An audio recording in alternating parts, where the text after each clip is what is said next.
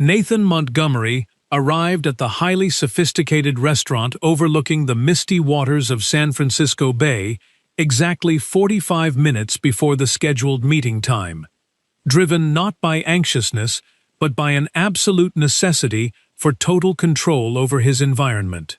He had always believed that true power belonged to those who could read a room before it filled with noise, allowing him to measure the atmosphere, observe the subtle movements of the staff, and anchor himself in the space.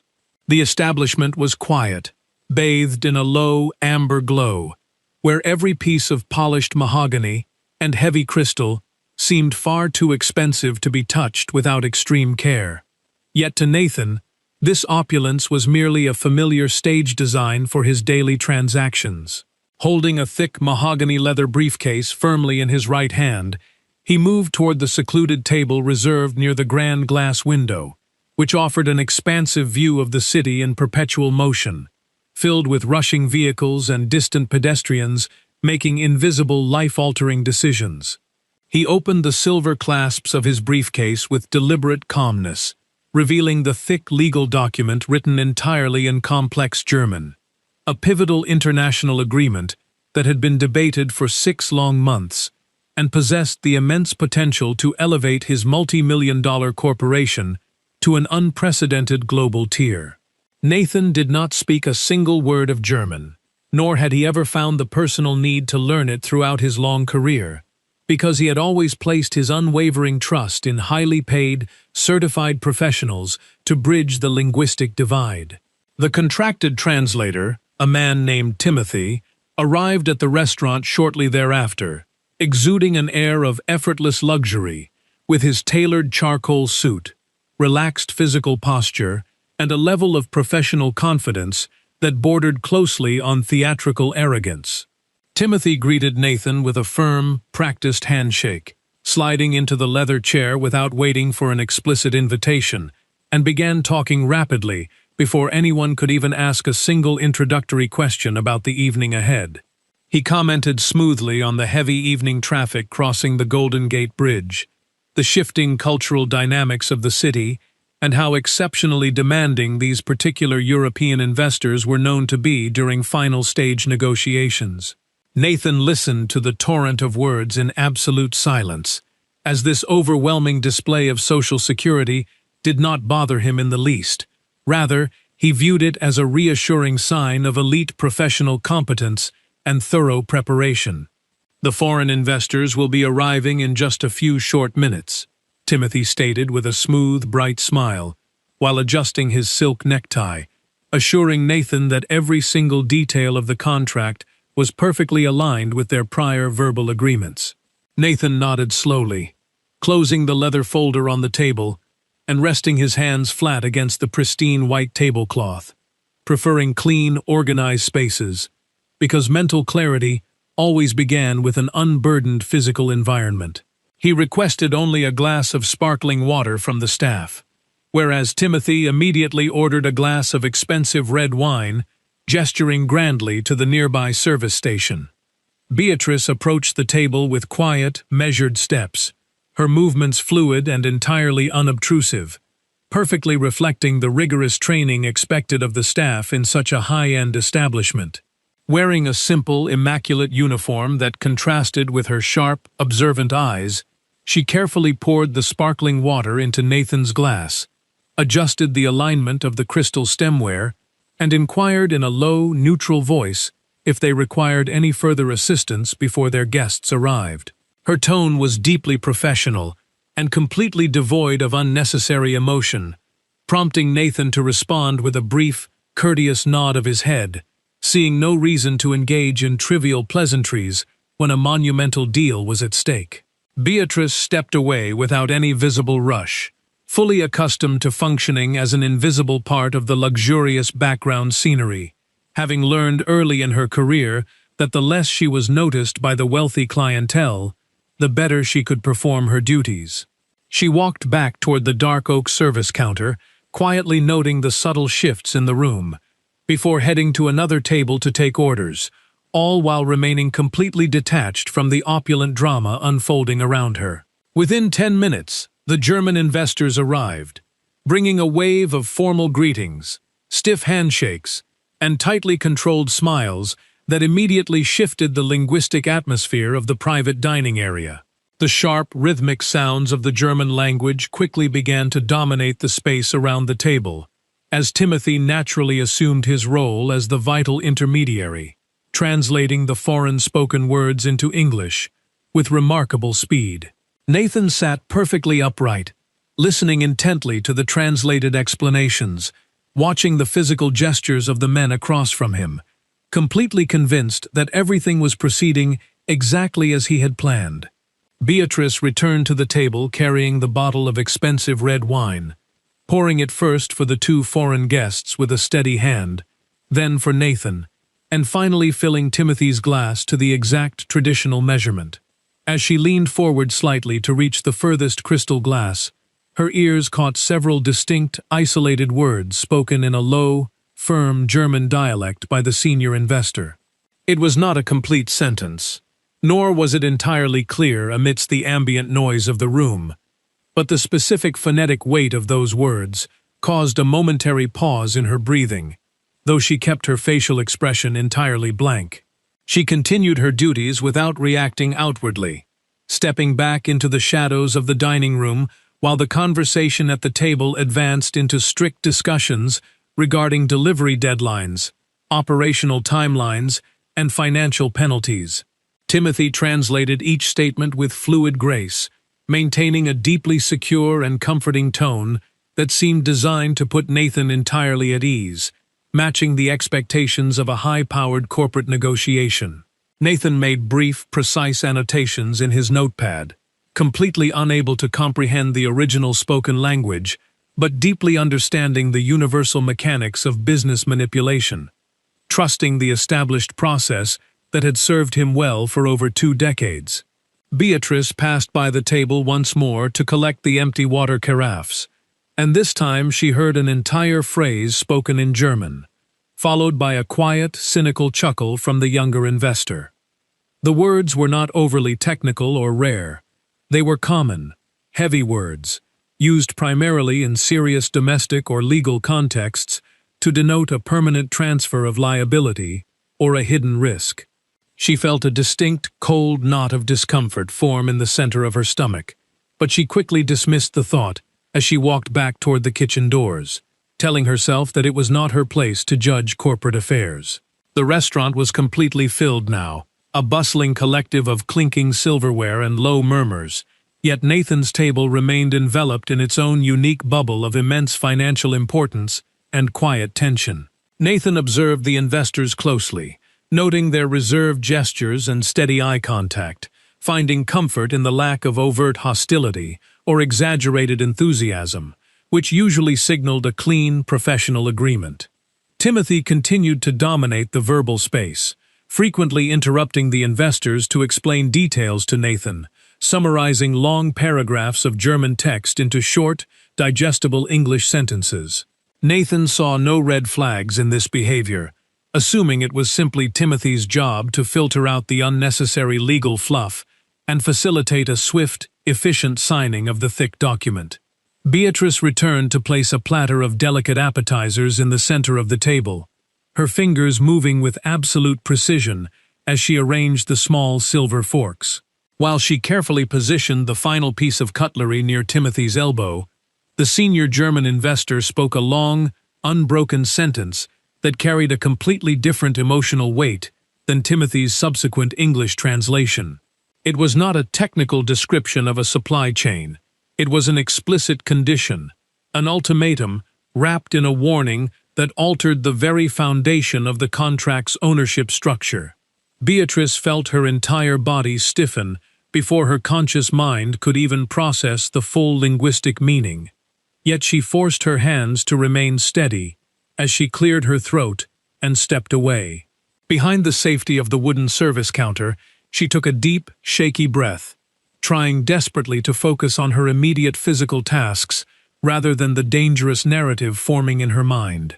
She questioned her own understanding, wondering how many times she had misheard things out of context, or how easily an old childhood memory could distort reality in a high-pressure environment like this.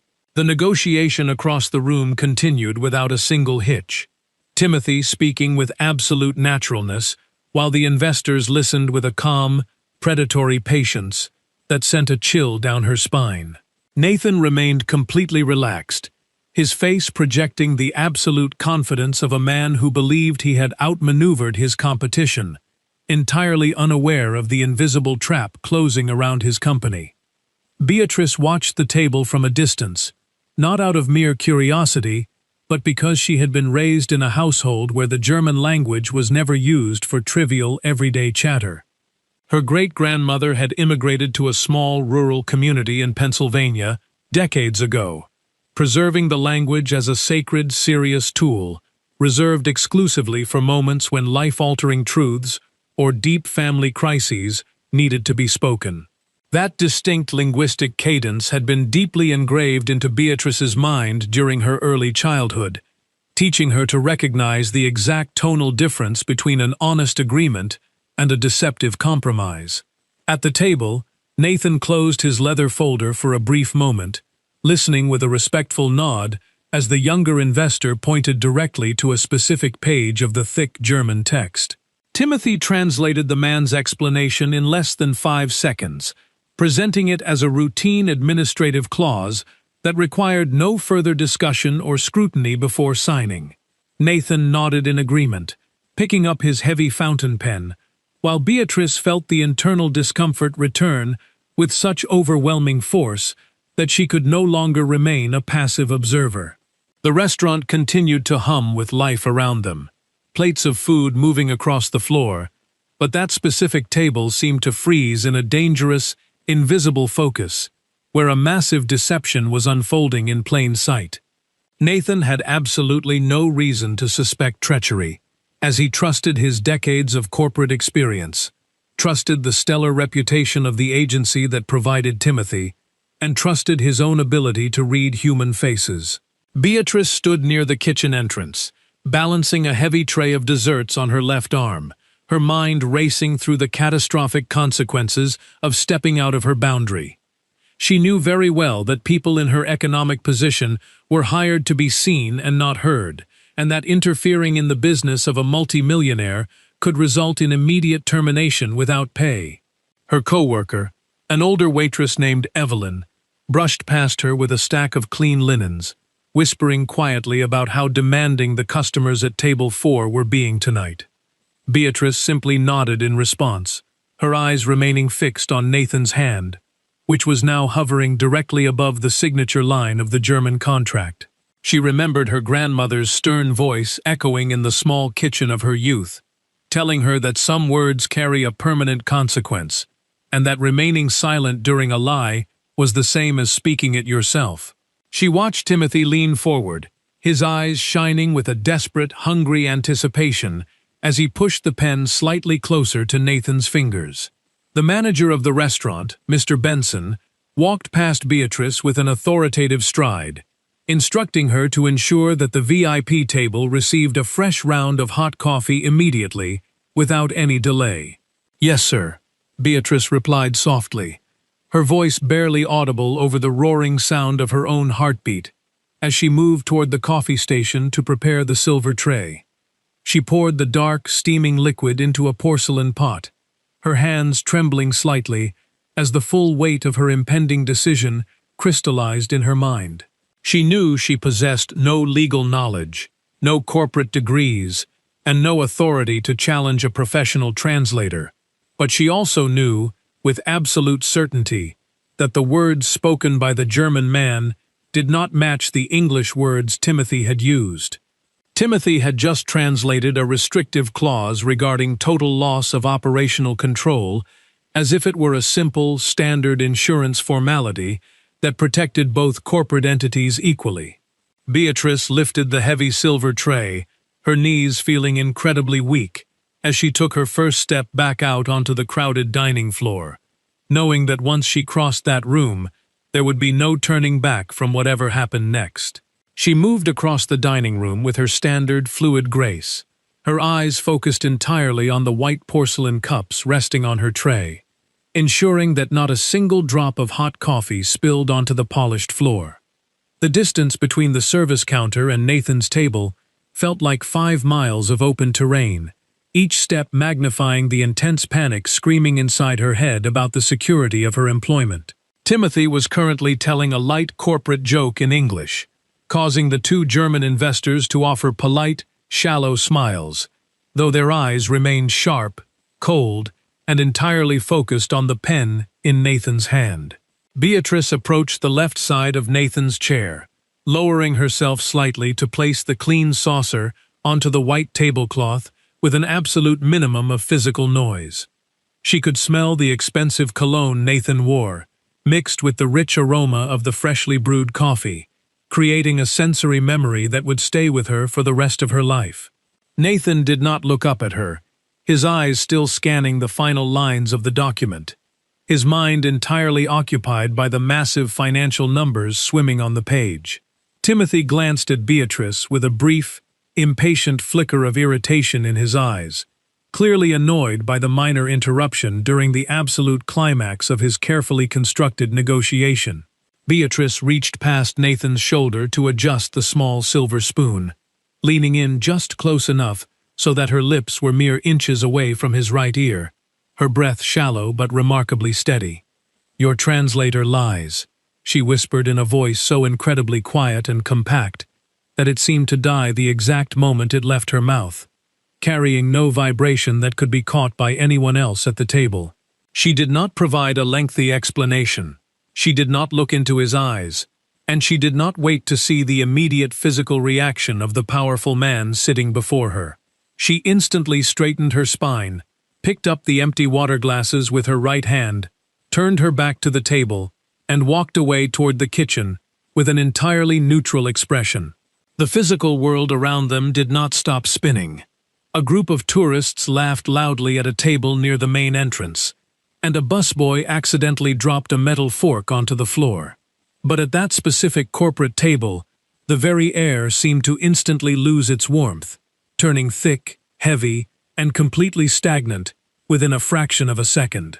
Nathan did not move a single muscle, his fountain pen remaining suspended exactly 2 inches above the crisp white paper, his entire face freezing into an impenetrable mask of absolute stone. Timothy, completely unaware of the invisible words that had just been dropped into the space, continued speaking in his warm, enthusiastic tone, urging Nathan to complete the final signature so they could celebrate. Beatrice reached the safety of the dishwashing station, her legs shaking so violently that she had to lean her hands against the cold stainless steel sink to keep from collapsing. Her heart was hammering against her ribs like a trapped bird, her mind filled with the terrifying expectation that Mr. Benson would appear at any moment to demand her name badge and escort her from the building. She watched from the kitchen window as Nathan slowly lowered his pen, placing it perfectly parallel to the edge of the mahogany leather folder, his movements completely devoid of their previous relaxed comfort. He did not look in Beatrice's direction, keeping his gaze fixed entirely on the complex German text, as if he were trying to see through the physical ink into the hidden deception underneath. Timothy's smile faltered slightly for the very first time, his head tilting to the side, as he asked Nathan if there was a specific typographical error or an unexpected question regarding the payment schedules. "Repeat it," Nathan said in a low, dangerous tone that was completely stripped of any conversational warmth, his eyes remaining fixed entirely on the document, rather than looking at the man beside him. Timothy blinked in genuine surprise, his hands shifting slightly against the edge of the table as he tried to regain his footing. "Of course, Mr. Montgomery, I was simply explaining that this particular section outlines the standard regulatory compliance parameters for international shipping," Timothy stammered, his voice rising a fraction of an octave.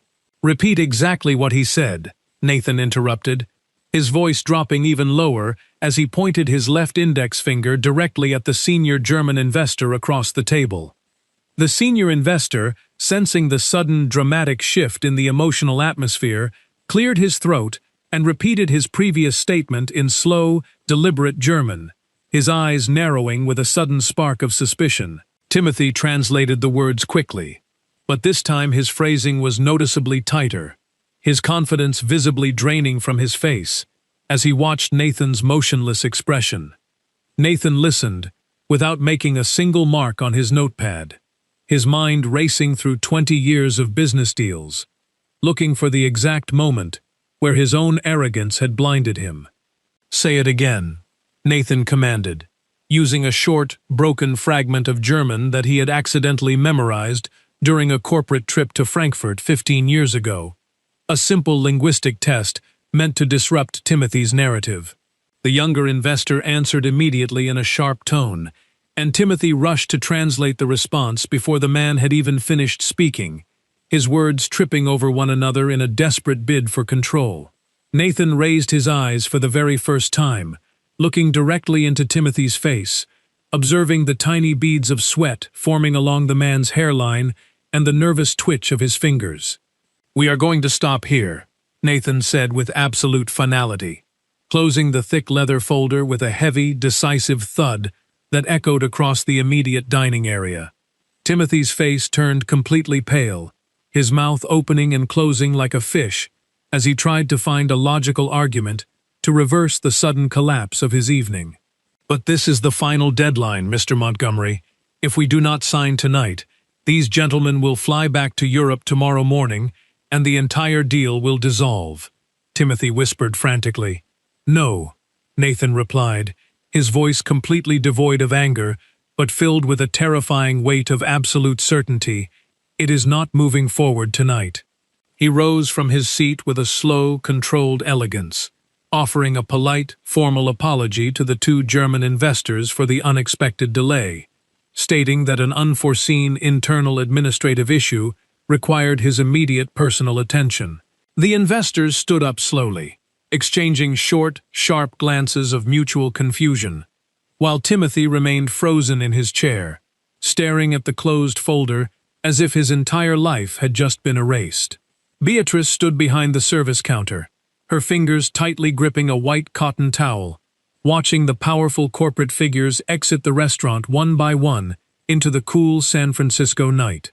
She knew that the true storm had not even begun, and that the quiet silence currently settling over her section was merely the temporary calm before the inevitable corporate reckoning arrived.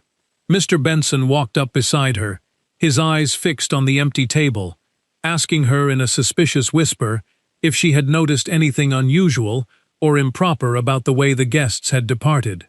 "Nothing out of the ordinary, sir," she lied smoothly, her voice completely steady now, as she stepped forward to begin clearing away the expensive white porcelain cups and the untouched platters of food. Nathan Montgomery did not return to his luxurious home in the hills of Marin County that night.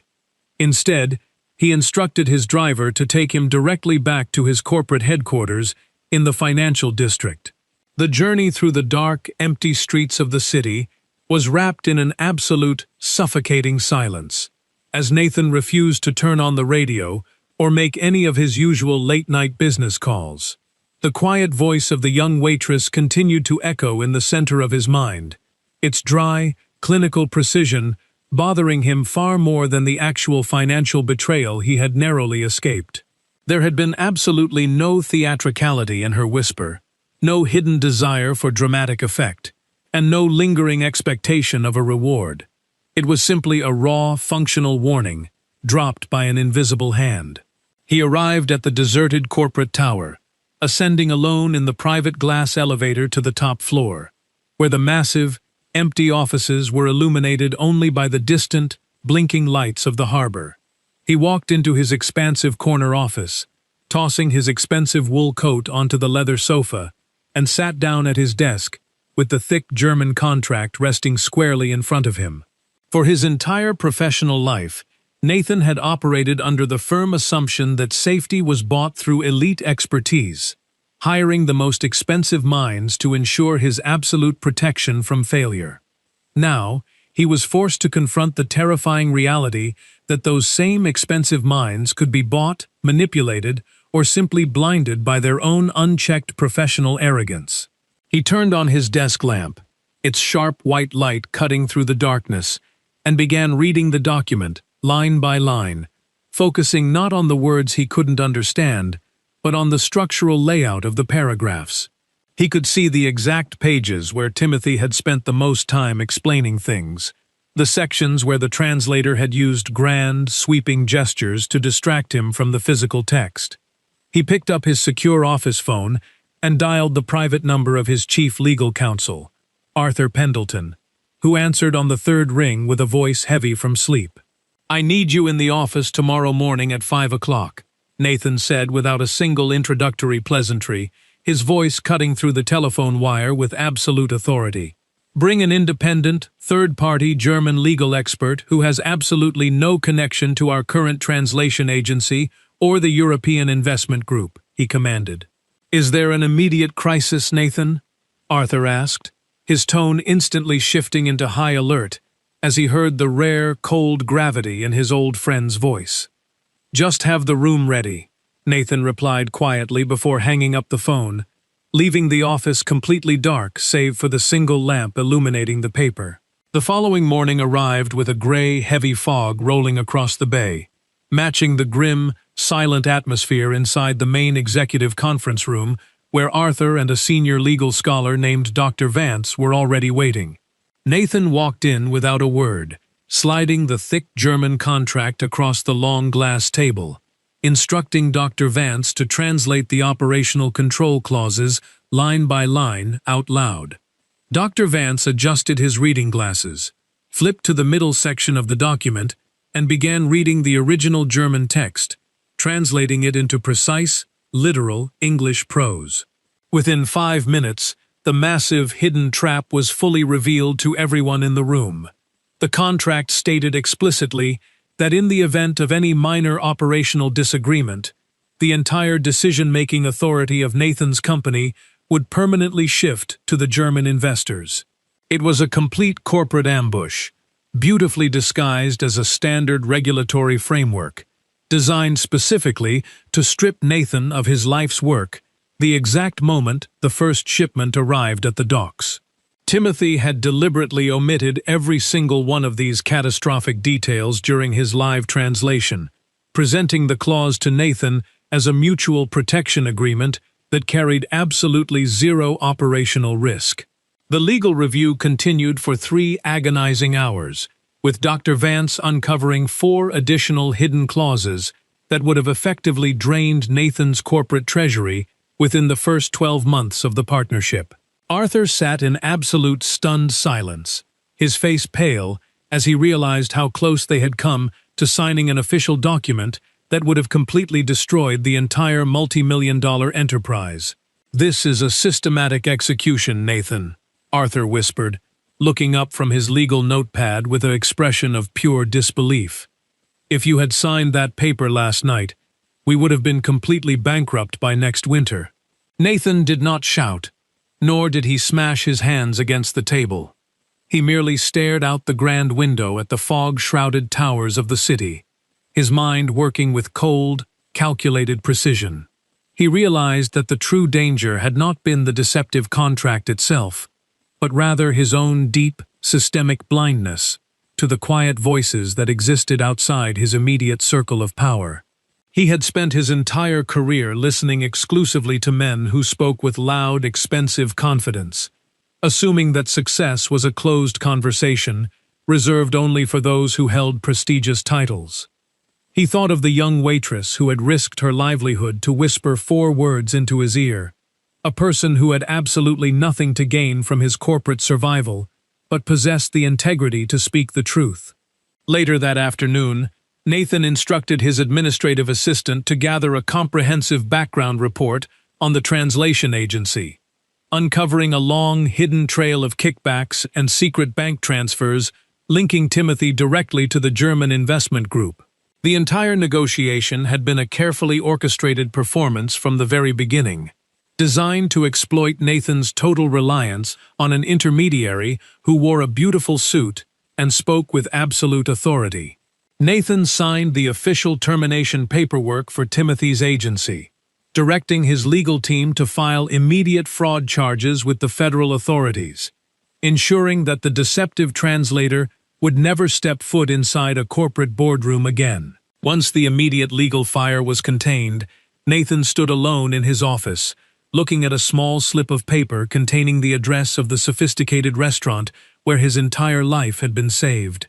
He knew that his next action could not be handled by a corporate lawyer or a regular assistant. It required his own personal presence and a fundamental shift in how he conducted his life. He left the corporate tower early that evening, telling his driver to take him back to the waterfront, his mind completely clear for the very first time in days. Beatrice was in the middle of a chaotic dinner shift when Mr. Benson tapped her sharply on the shoulder, his face a complex mixture of intense confusion and nervous deference that she had never seen before. "There is someone waiting for you outside by the main entrance, Beatrice," the manager said in a hushed, cautious tone. "He specifically requested a few minutes of your time, and I suggest you don't keep him waiting." Beatrice felt her throat tighten as she wiped her hands on her white apron, stepping out through the grand glass doors into the cool, salty evening air of the San Francisco harbor. Nathan Montgomery was standing near the edge of the stone terrace, his hands resting quietly inside the pockets of his dark wool trousers, looking out at the distant lights of the Bay Bridge. He turned slowly as he heard her approaching steps, his face completely relaxed, stripped of the heavy corporate armor he had worn during their very first encounter at the table. "Thank you for stepping outside to speak with me, Beatrice," Nathan said, his voice carrying a genuine, deep respect that instantly put her racing mind at ease. "I wanted to tell you personally that your warning was entirely correct. We conducted an independent, line-by-line legal review of the contract over the last 2 days, and the translator had indeed fabricated the entire agreement." Beatrice looked down at her polished work shoes, a small, quiet wave of absolute relief washing over her shoulders, knowing that she was finally safe from the terrifying threat of sudden termination. "I was incredibly frightened to tell you, Mr. Montgomery," she confessed softly, "because people in my position are taught that our opinions carry absolutely zero weight in rooms where decisions like that are being made." "Your voice carried the only truth that mattered in that entire room," Nathan replied firmly, stepping a single pace closer to her. "And I want to know exactly how a young woman working in a San Francisco restaurant managed to spot a corporate trap that escaped an entire team of highly trained executives." Beatrice smiled faintly, her eyes turning toward the dark water as she remembered the small, warm kitchen of her childhood where her grandmother used to brew loose-leaf tea on an old gas stove. "I learned the language from my great-grandmother and my grandmother," she explained quietly. "They were proud, serious women who only used German when a situation required absolute honesty, deep family protection, or the discussion of a dangerous risk." When I heard the senior investor speak last night, his voice carried that exact same heavy, defensive tone that my grandmother used whenever our family was facing a severe financial crisis or an irreversible choice. The words he used did not match the smooth, careless sentences that Timothy was selling you in English. It was a tone of absolute warning, and I simply couldn't stand there and watch you walk into a trap without saying something. Nathan listened to her story with a quiet, profound reverence, realizing that the deep, ancestral wisdom she carried was infinitely more valuable than any expensive corporate degree or polished marketing strategy. "You told me last night that you didn't think anyone would listen to you," Nathan murmured, his eyes fixed on her face. "And that is a failure of my own making, because I have spent my entire life ignoring the very people who see the world clearest." He reached inside his coat pocket and withdrew a small, elegant business card, pressing it gently into her hand with a steady, reassuring grip. "I am not here to offer you a simple financial tip or a temporary gesture of superficial gratitude, because what you did for my life cannot be bought with a few $100s, Nathan said directly. "I am offering you an entry-level position within the administrative department of Montgomery Enterprises.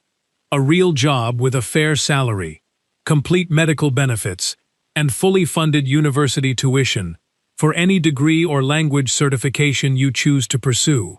Beatrice stared at the elegant card in her hand, her breath catching in her throat, as the immense, life-altering reality of his words began to sink into her mind.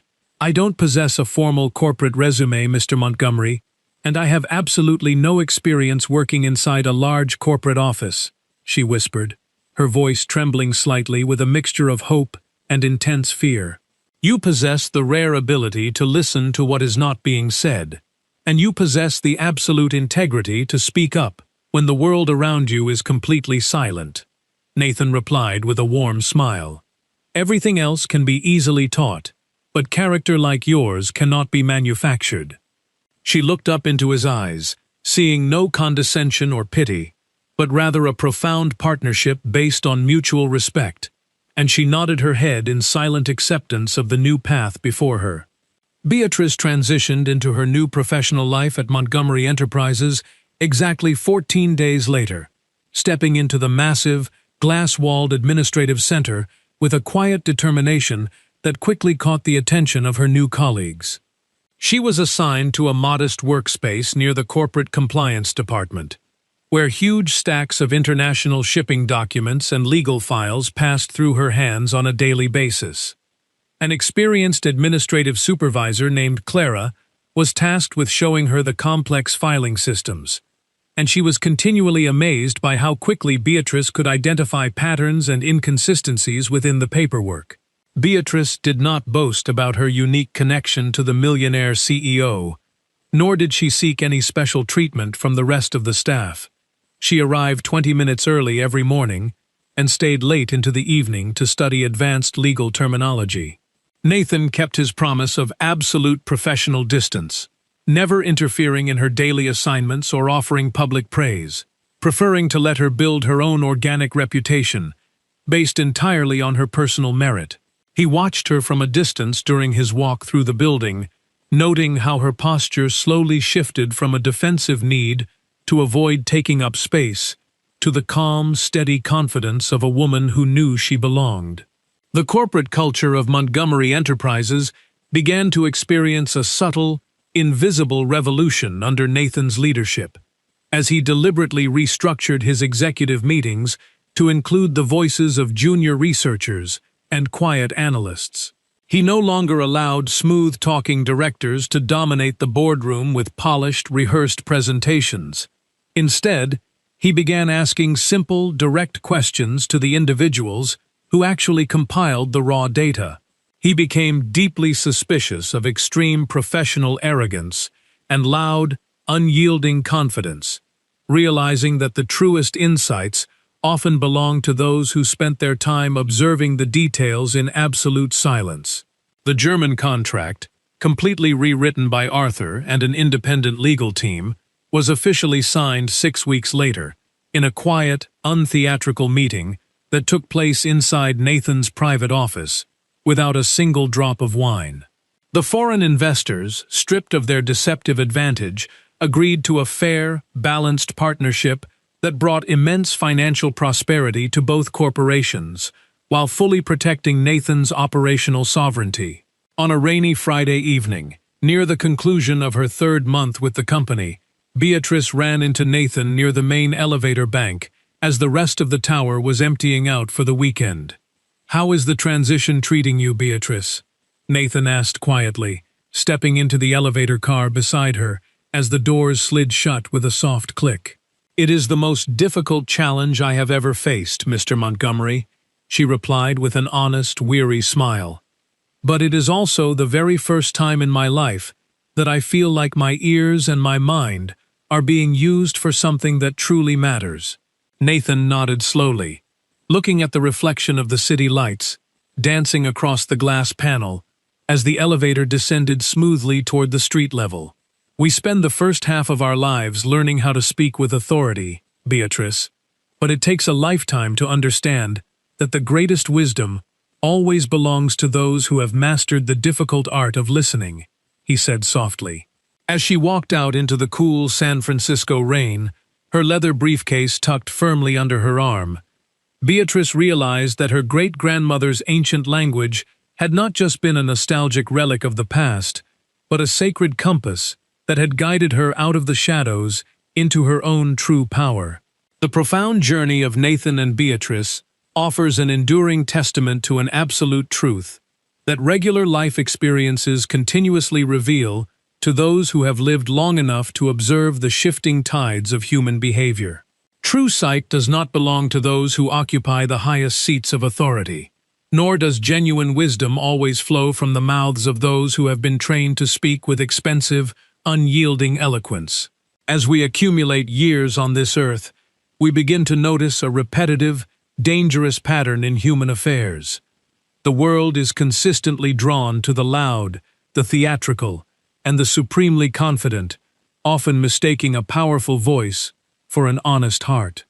We surround ourselves with professionals who wear the perfect armor of prestige, trusting their specialized degrees and polished manners to shield us from the messy realities of error and deception, while completely forgetting that arrogance is the ultimate breeding ground for catastrophic blindness. The true guardrails of our lives are very rarely the grand structures we build, or the elite advisors we hire at great financial cost. Rather, they are the quiet, unassuming individuals who sit at the absolute periphery of our vision, watching the world with unclouded eyes. These silent observers, much like Beatrice serving coffee at a luxurious table, are entirely unburdened by the heavy chains of corporate ego, or the desperate need to maintain an illusion of control, allowing them to hear the subtle notes of discord that a crowded room completely misses. When we reach the mature chapters of our existence, we come to understand that our greatest errors never occur because we lacked information, but because our own pride prevented us from listening to the voices that didn't possess a title. We allow ourselves to be insulated by a comfort zone of smooth agreement, dismissing the intuitive discomfort felt by those who serve us, simply because we cannot conceive that a person of lesser social status could possibly understand the complex mechanics of our world. Yet, history and personal experience continually demonstrate that integrity is a universal language that requires no academic validation, often preserved most purely in the hearts of those who have known what it means to be entirely invisible.